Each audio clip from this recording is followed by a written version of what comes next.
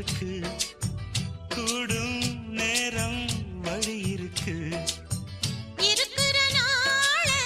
இருவரும் சேர்ந்து இணை பிரியாம கழிச்சிட வேணும் ஏதோ ஏதோ சொல்ல தோணும் அட உன்னோட உன்னான மூணாகும் அது இப்போதும் எப்போதும் தேனாகும் பள்ளிக்கூடம் போகலாமா அதுக்கு புத்தகத்தை வாங்கலாமா எல்லோ